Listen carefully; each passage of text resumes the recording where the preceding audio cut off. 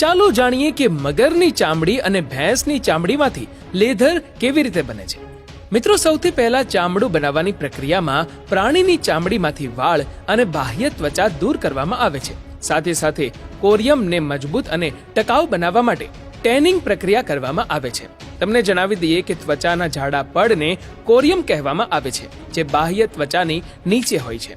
પ્રાણીનું ચામડું મશીનની અંદર નાખવામાં આવે છે અને તેની સફાઈ કરવામાં આવે છે, જેથી તેની અંદરની તમામ ગંદકી દૂર થઈ જાય।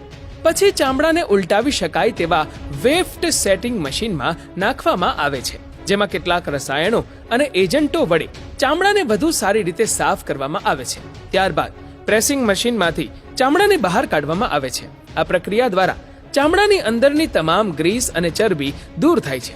આ ચામડાને વધુ સખત બનાવવા માટે તેને ડ્રાયરમાં સૂકવવામાં આવે છે। તે પછી તમે જોઈ શકો છો આ લેધર બનીને તૈયાર છે। ત્યારબાદ તેનો ઉપયોગ લેધરની બેગ, શૂઝ, બેલ્ટ વગેરે જેવા ઉત્પાદનો બનાવવા માટે થાય છે। તમને જણાવી દઈએ કે ચામડાનો સૌથી વધુ ઉપયોગ ચીન, બ્રાઝિલ, રશિયા અને ભારતમાં થાય છે। ભારત વિશ્વમાં ચામડાની વસ્તુઓનો ચોથો સૌથી મોટો નિકાસકાર છે। 2022-23 દરમિયાન ભારતની ચામડા, ફૂટવેર અને લેધરના ઉત્પાદનોની નિકાસ $5.26 બિલિયન સુધી પહોંચી ગઈ હતી।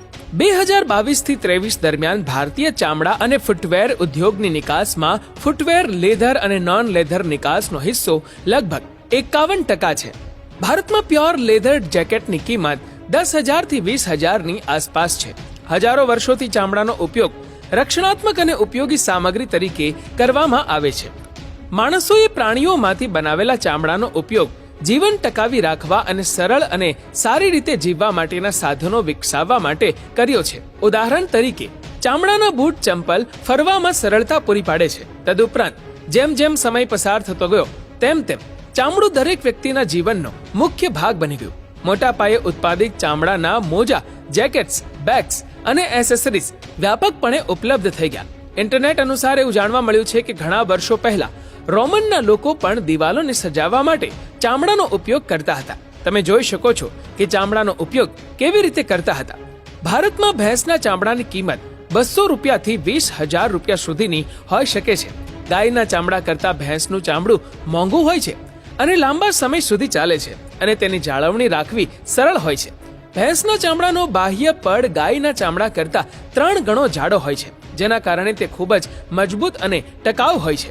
ટેનિંગ પ્રક્રિયા દરમિયાન ભેંસના ચામડાને ખેંચવામાં આવતું નથી, તેથી જ તે જાડું હોય છે। પરંતુ સૌથી મોંઘું ચામડું મગરનું છે। તેની કિંમત મગરમચ્છના આકાર પર અસર કરે છે।